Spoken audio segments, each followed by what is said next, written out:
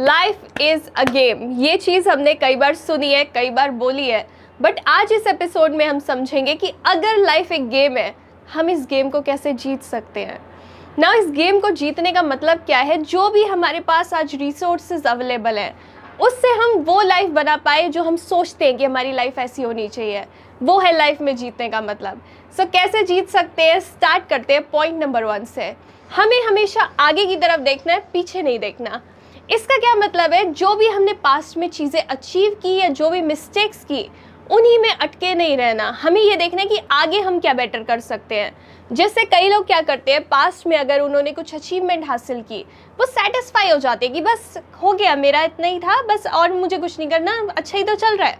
वो वहीं पे रुक जाते हैं, उनकी ग्रोथ रुक जाती है, वो जीत नहीं पाते हैं। जो लोग लाइफ में कुछ बड़ी मिस्टेक कर देते हैं, उन्हें लगता है कि मैंने ऐसा कर दिया, अब कुछ नहीं हो सकता, वो मिस्टेक में ही अटक जाते हैं। दोनों ही चीज़ें हमें नहीं करनी, रिग्रेट नहीं करना और कोई अचीवमेंट से सेटिस्फाई नहीं होना। जैसे कि यहाँ पे एग्जांपल देती हूँ मैं आपको। एक आर्किटेक्ट से एक बार पूछा गया कि उसकी बेस्ट क्रिएशन क्या है अभी तक। उसने बोला, मेरी अभी तक जो भी मैंने बिल्डिंग बनाई है उसमें से कुछ भी बेस्ट नहीं है, जो मैं नेक्स्ट बनाऊंगा ना वो मेरा बेस्ट होगा। उसने बोला कि अगर मैं अपनी जो पहले से बनी बिल्डिंग्स हैं उनको अपनी बेस्ट क्रिएशन बोल दूंगा ना, तो मैं अपना बेस्ट नहीं दे पाऊंगा, आगे मैं उससे बेटर परफॉर्म नहीं कर पाऊंगा। मुझे बेटर बनाना है। हमें भी ये चीज़ समझनी है, पीछे की चीज़ें जो भी हमने अचीवमेंट की उससे सेटिस्फाई नहीं होना, बेटर करना है। इवन इस चीज़ को ऐसे सोचो, जैसे आप लोगों ने देखा होगा, एक पर्सन जो रोप पे चलता है एक हाइट से दूसरी हाइट पे, अगर आप ध्यान से देखो, वो जो पर्सन होगा ना, हमेशा आगे देख रहा होता है, ना नीचे देखता है ना पीछे देखता है, और तभी वो सीधा सीधा क्रॉस कर पाता है, उस रोप पे चल पाता है। क्योंकि अगर वो नीचे देखेगा ना तो वो डर जाएगा, अगर वो पीछे देखेगा गिर जाएगा।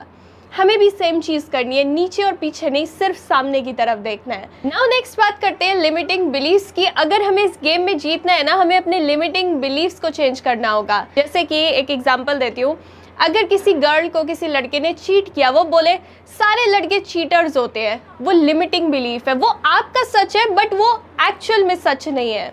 जैसे कि आप लोगों ने वो मिरर्स देखे होंगे जिनमें आप देखते हो आपको एग्जैक्ट आप नहीं दिखते हैं। किसी में आपको जो होते हैं फैट दिखते हो, किसी में आप अपने आप को टॉल दिखते हो, किसी में शॉर्ट लगते हो। कई ऐसे मिरर्स होते हैं जो आपको सच्चाई नहीं दिखाते। हमारे जो लिमिटिंग बिलीव्स है ना, जिनको हम सच मानते हैं, वो इन्हीं मिरर्स की तरह होते हैं, जिनमें हम अपने आप को मोटा, छोटा, पतला तो देख रहे हैं, बट एक्चुअल में हम वैसे नहीं हैं। हम एक्चुअल में जो है उसमें नहीं देख पा रहे। सो हमें लिमिटिंग बिलीव्स को चेंज करना होगा। हमें समझना होगा कि ये हमें रिस्ट्रिक्ट कर रहे हैं किसी तरीके से। सो आइडेंटिफाई करो उन्हें और चेंज करो। नंबर 3, हमें अपनी स्ट्रेंथ्स पे फोकस करना है, ना कि अपनी वीकनेसेस पे। अगर हमें इस गेम में जीतना है ना, हमें अपनी स्ट्रेंथ्स पे खेलना होगा। और इस चीज़ को समझने के लिए आज मैं एक बिब्लिकल स्टोरी सुनाने वाली हूँ, जो कि है डेविड एंड गोलायत की। क्या होता है, एक बार एक वॉर चल रहा होता है इजराइल और फिलिस्तीन के बीच में। अब दोनों जो आर्मीज़ होती है ना, वो डिसाइड करती है कि हम अपनी तरफ से एक एक पर्सन को भेजते हैं, इनकी आपस में लड़ाई कराते हैं, और जो जीतेगा ना, लैंड उसका हो जाएगा, एंड जो आर्मी हारेगी वो दूसरे की स्लेव बन के रहेगी। दोनों में एग्रीमेंट हो जाता है। अब जो फिलिस्तीन्स होते हैं ना, उनमें से एक पर्सन आता है जो कहता है मैं लड़ूंगा। उसका नाम होता है गोलायत, जो कि बहुत ही ह्यूज गाय होता है। उसको देख के जो सामने वाली आर्मी होती है वो डर जाती है कि इतने बड़े गाय से कौन लड़ेगा, इसको इतना एक्सपीरियंस है, ये इतनी बार जीता है और ये इतना ह्यूज है। सब डर जाते हैं, कोई भी सामने नहीं आता लड़ने के लिए। ऐसे में एक पर्सन आता है जो कि उतना टॉल भी नहीं होता, छोटा सा होता है, शेपर्ड होता है, उसका नाम होता है डेविड। वो कहता है मैं लड़ूंगा इससे। सब हैरान हो जाते हैं कि अरे ये कैसे लड़ेगा, अब हमने तो इनका स्लेव ही बनना है, क्योंकि हम ऑब्वियसली हार ही जाएंगे। डेविड को ना लड़ना आता है, ना ये इतना ह्यूज है। अब क्या होता है, थोड़े दिन बाद वो डे आने लग जाता है जिस दिन उनकी जो होती है लड़ाई होनी होती है। डेविड जो है लड़ाई के लिए जाने लगता है। सब उसको बोलते हैं कि तू ऐसे ही जा रहा है, तू कुछ ले तो ले, कुछ तलवार ले ले, कुछ आर्मर पहन ले। वो कहता है मैंने आज तक ये यूज़ ही नहीं किया है, मैं इनको लेके क्या करूँगा, मुझे यूज़ करने ही नहीं आते। इवन वो आर्मर पहनने की कोशिश करता है, वो भी उसको फिट नहीं आता। सो वो ऐसे ही चला जाता है। वो क्या करता है, अपने पास ना कुछ 5-6 स्टोन्स रख लेता है बस। अब जैसे वो गोलायत के सामने पहुँचता है, वो गोलायत उसको देख के हंसता है कि ये मेरे से लड़ेगा। वो कहता है कि ये तू मेरे से कैसे लड़ेगा। वो कुछ नहीं बोलता। उनके सामने अभी वो खड़े होते हैं जो डेविड होता है वो क्या करता है, अपने जो उसने स्टोन्स रखे होते हैं उनको एक जो उसके पास पाउच सा होता है उसमें लेके घुमाता है और गोलायत की तरफ फेंक देता है। अब उसकी पूरी बॉडी कवर्ड होती है, बट जो वो स्टोन्स होते हैं ना उसके माथे पे लग जाते हैं और वो वहीं पे गिर जाता है।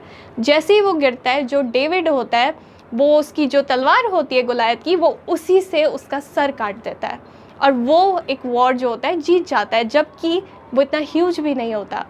इस स्टोरी से ना हम एक सिंपल सी चीज़ समझ सकते हैं कि अगर जो डेविड होता, अगर वो तलवार लेके जाता, मे बी उसको वो यूज़ करनी ना आ पाती, वो उससे लड़ ना पाता, वो उस तरीके से लड़ा जो उसकी स्ट्रेंथ है, क्योंकि वो एक शेपर्ड था, उसको पता था कि जानवरों को कैसे भगाना है, जानवरों से बचना कैसे है।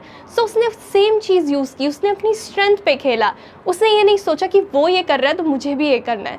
सो हमें भी अपनी स्ट्रेंथ पे खेलना होगा। अगर हम अपनी स्ट्रेंथ पे नहीं खेलेंगे ना, ये सोचेंगे सामने वाला ये कर रहा है मैं भी ये करूँ, तो हम जो है उससे हार जाएंगे। हम उसको बीट करने लग जाएंगे उस चीज़ में जिसमें वो एक्चुअल में बेस्ट है, हम नहीं जीत पाएंगे। हमें अपनी स्ट्रेंथ पे खेलना है, दूसरों को कॉपी नहीं करना, अगर हम इस गेम में जीतना चाहते हैं जो लाइफ की गेम है उसमें। नाउ नेक्स्ट, हमें अपने कंफर्ट जोन से बाहर आना होगा अगर हम चाहते हैं हम इस गेम को जीतें, क्योंकि तभी हम ग्रो कर पाएंगे। जैसे आप लोगों को मैं यहाँ पे अपना एग्जांपल देती हूँ। जैसे मैंने ये चीज़ पहले भी शेयर की है कि मुझे जल्दी उठने में बहुत ज़्यादा प्रॉब्लम होती है, बट ये चीज़ मैंने खुद फेस की है कि उसकी वजह से मेरा जो टाइम मैनेजमेंट होता है ना उसमें मुझे बहुत प्रॉब्लम होती है। पूरा जो स्केड्यूल होता है वो बिगड़ जाता है, मैं लेट उठती हूँ। तो मैंने क्या किया, आइडेंटिफाई किया कि ओके मुझे लेट उठना नहीं चाहिए, मुझे जल्दी उठना चाहिए ताकि मैं इफ़ेक्टिवली अपना टाइम मैनेज कर पाऊँ। एक दिन मैं 9 बजे उठी, यूजुअली मैं 10-11 बजे उठती थी, मैं 9 बजे उठी। नेक्स्ट डे मैं 8 उठी, फिर मैं 7 उठी, 6 उठी और आज मैं 4:30 बजे उठी। यहाँ पे मैंने अपने आप के लिए कुछ बेबी स्टेप्स लिए, क्योंकि मुझे पता था मुझे जल्दी उठना है ताकि मैं अपना टाइम जो है ढंग से मैनेज कर पाऊँ। मैंने बेबी स्टेप्स लिए, और जिस दिन मैं बहाने भी मार रही होती थी, मैं सोचती थी नहीं बहाना नहीं, मुझे अपने गोल तक पहुंचना है तो ये मुझे करना होगा। आप भी आइडेंटिफाई करो कि क्या जो ऐसी चीज़ें हैं जो आपकी ग्रोथ के लिए ज़रूरी है, बट आप कंफर्ट जोन में बैठे हुए हो, आप उनको नहीं कर रहे हो। आइडेंटिफाई करो वो चीज़ें। Number 5, always be childlike, don't be too logical. आप ना ये चीज़ नोटिस कर सकते हो, जो भी लोग सुपर सक्सेसफुल होते हैं वो अपने 40s में भी, 50s में, 60s में, 70s में चाइल्ड लाइक होते हैं। चाइल्डिश नहीं होते, बट उनकी स्पिरिट जो होती है चाइल्ड लाइक होती है। और हमें भी अगर इस गेम में जीतना है ना, लाइफ की गेम में, हमें चाइल्ड लाइक रहना पड़ेगा, बहुत ज़्यादा लॉजिकल नहीं बनना। आई नो आजकल हर कोई बोलता है लॉजिकली सोचो, लॉजिकली सोचना है, बट हमेशा ही लॉजिकल नहीं रहना, चाइल्ड लाइक भी रहना है, फ़न भी करना है। क्योंकि जब हम बहुत ज़्यादा लॉजिकल हो जाते हैं ना, हम लाइफ को बहुत ज़्यादा सीरियसली लेने लग जाते हैं। हम रिज़ल्ट की तरफ ज़्यादा फोकस करते हैं और फ़न की तरफ, एक्सपीरियंस की तरफ, जर्नी की तरफ फोकस नहीं करते। जैसे कि बच्चों से ना आप बहुत सारी चीज़ें सीख सकते हो। अगर हम अपने अंदर का जो बच्चा है उसको मार दे तो हम वो चीज़ें नहीं सीख पाएंगे। जैसे बच्चों में बहुत ज़्यादा क्यूरियोसिटी होती है, क्वेश्चंस पूछते रहते हैं, ये ऐसे क्यों, वो वैसे क्यों। वो चीज़ हमारे अंदर मर जाती है जब हम बहुत ज़्यादा लॉजिकल हो जाते हैं। हम स्टूपिड क्वेश्चन पूछने में डरते हैं। दूसरी चीज़, जो बच्चे होते हैं बहुत ज़्यादा इम्पॉसिबल ड्रीम्स ही होती है उनकी। मुझे बड़े होके क्या करना है, मुझे मून पे जाना है, मुझे एस्ट्रोनॉट बनना है, मुझे ये करना है, मुझे वो करना है। कुछ भी वो बोलते हैं जो कि बहुत ही अलग होता है। एस्ट्रोनॉट तो बन सकते हैं फिर भी, यू अंडरस्टैंड।